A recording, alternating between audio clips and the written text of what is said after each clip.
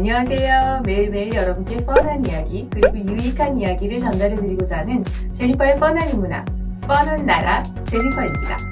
여러분, 혹시 이현세 작가의 제국 시리즈 만화 연작을 아시나요? 꿈꾸는 제국 3권이고요. 마룡의 제국 2권, 그리고 머나먼 제국 3권으로 모두 8권이 이렇게 시리즈로 묶여있는데 이게 실은 좀 오래됐어요.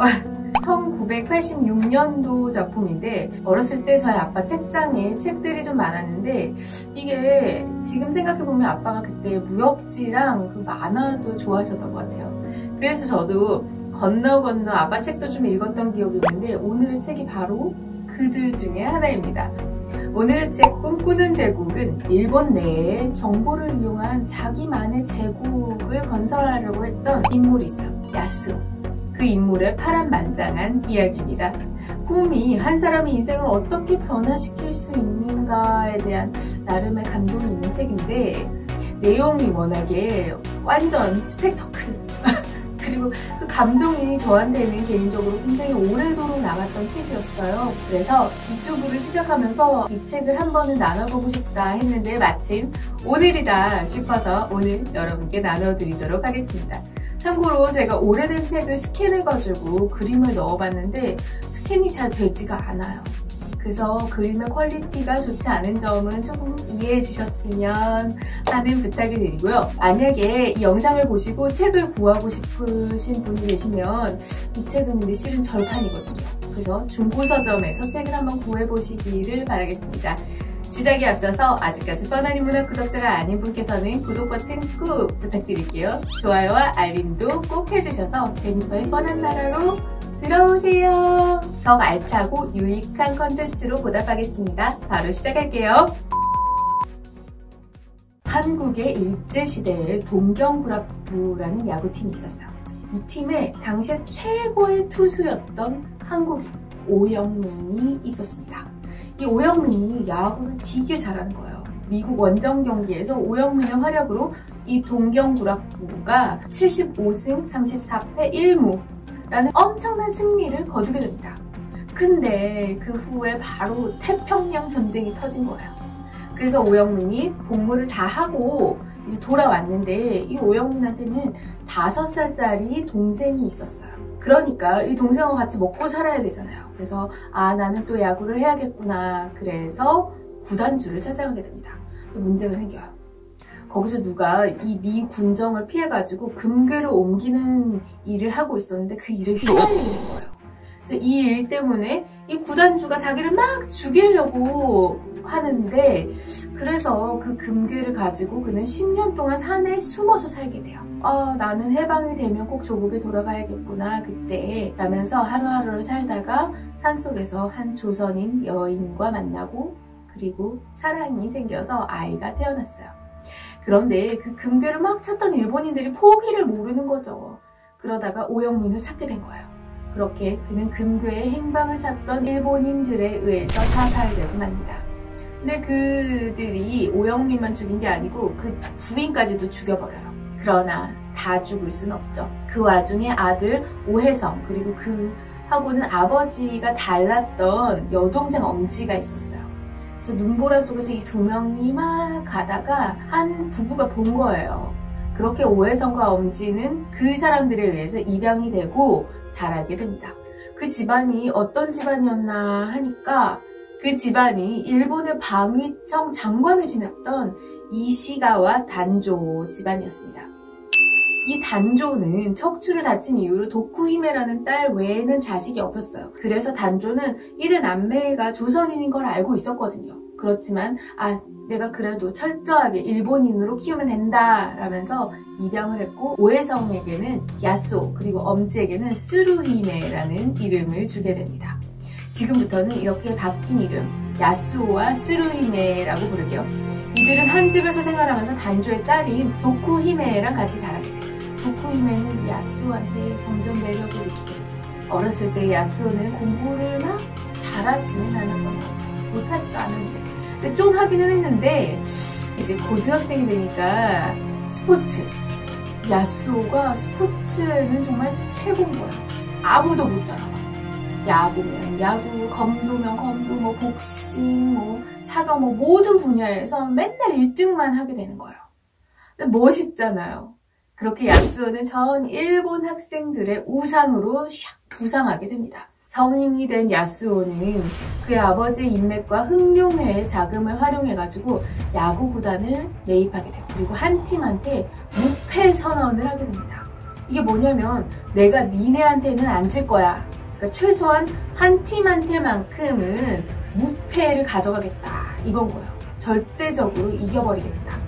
명분은 스포츠를 통해서 전쟁 정신을 고취시키겠다라는 건데 그가 만든 구단의 이름은 우베 엠파이어 구단. 구단주는 야스오의 삼촌인 스다 이치보시가 맡았습니다.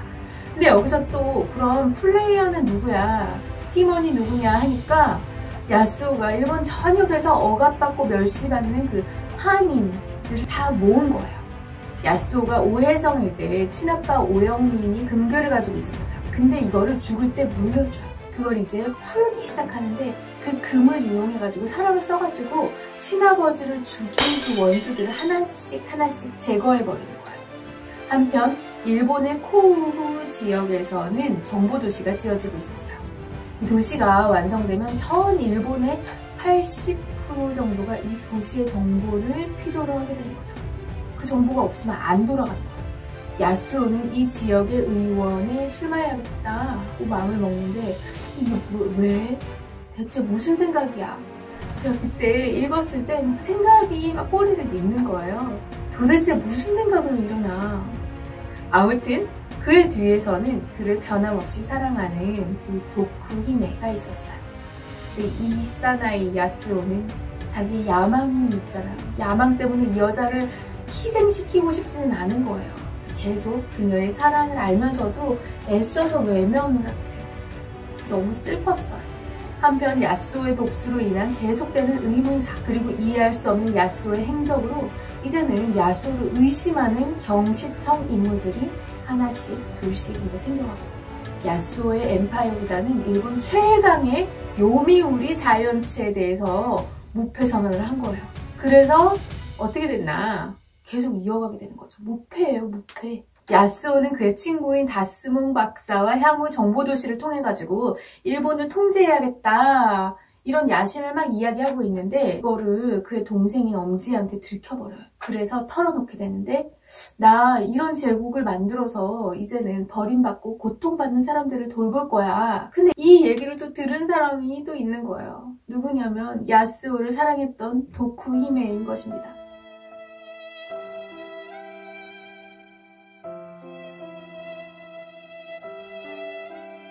이제 야스오는 자신의 인생의 최고의 정점에 위치하게 돼요. 그는 지역구의 의원 선거에서 접전 막 이렇게 끝에 아슬아슬하게 한 표 차이로 당선하게 되는 거예요. 이어서 그의 팀 엠파이어 구단은 그의 계획대로 무패 행진 끝에 우승까지 하게 됩니다. 이때까지 모든 것이 완벽했어요. 정말 모든 것들이 계획대로 착착착 들어맞는데 하지만 작은 균열이 생겨버린 거죠. 그리고 그 작은 균열은 그가 그의 동생 엄지에게 자신의 계획을 말할 때 누가 들었다고 했잖아요. 그의 의붓 여동생 도쿠히메. 그녀가 그의 계획을 경시청에 흘리고 만 거예요. 난리가 난 거죠. 정보도시가 장악당할 수도 있다? 이 엄청난 소식에 수상이 강요회를 열고 이 정보도시에 군대를 투입하기로 결정을 합니다. 이제 야스오와 일본 정부의 전쟁이 시작되는 거예요. 정보도시를 탈환하려는 그 일본 정부의 압박에 대해서 야스오는 군대를 철수시키지 않으면 나는 정보를 다 교란시킬 거야 라고까지 하면서 엄포를 놔요. 그리고 일본군이 압박을 막 하니까 정보도시에서 송출되는 그 정보들을 차단시켜버려요. 이에 일본은 일대 혼란에 빠지게 됩니다. 야스오는 일본 수상에게 자치권 그리고 주권을 요구하게 돼요. 그리고 일주일간의 최후 통첩을 줍니다. 이 기간 동안 일본은 특수부대를 몰래 도시에 침투시키는데 도시는 속수무책으로 무너지게 되고 야스오는 전투를 결심하게 되는 거야. 그러나 사태는 걷잡을 수가 없고 그가 그토록 공들였던 그 제국이 서서히 무너져 갑니다. 지금은 그냥 가지만 언젠가 반드시 내 발로 다시 제국에 걸어 들어갈 거야 야스오는 재기를 다짐하는데 그런 야스오를 잡기 위해서 정부군의 추격이 또 계속 되는 거잖아요. 가만두질 않잖아요. 그리고 그 정부군 내에 야스오의 양부, 양 아빠가 있는데 야스오는 양 아버지와 탁 맞닥뜨리게 돼요. 야스오는 자기 양 아버지를 존경했어요. 존경했는데 그 양 아버지를 어쩔 수 없이 이게 배신한 거잖아요. 이 양 아버지는 너무너무 배신감을 느낀 거죠. 내가 너를 어떻게 생각했는데. 양 아버지가 그래서 야스오한테 총을 겨눕니다. 이제 총알이 발사가 되는 순간 도쿠히메가 뛰어들어서 대신해서 총을 맞게 되는 거예요. 양 아버지는 결국 자기가 제일 사랑했던 그 딸을 총으로 쏜 거예요. 그리고 도쿠히메의 눈물 어린 사랑 고백. 그리고 오열하는 야스오를 일본군이 총으로 쏘고 야스오도 이 세상에서 영원히 사라지게 됩니다. 야스오는 모든 것이 없는 인생에서 양아버지에게 입양이 되면서 모든 것을 가진 인생으로 입양이 된 거잖아요. 바뀐 거죠. 그에게는 친아버지가 물려준 금괴가 있었고 일본 정치의 실세였던 양부의 지원이 있었어요. 그래서 일본 최고의 인재로 등극하게 되는데 그럼 그가 뭐가 아쉬워서 제국을 꿈꿨던 걸까요? 그는 누릴 수 있는 인생을 살 수 있었어요. 근데 그의 어린 시절의 아픔을 잊지 못한 거죠.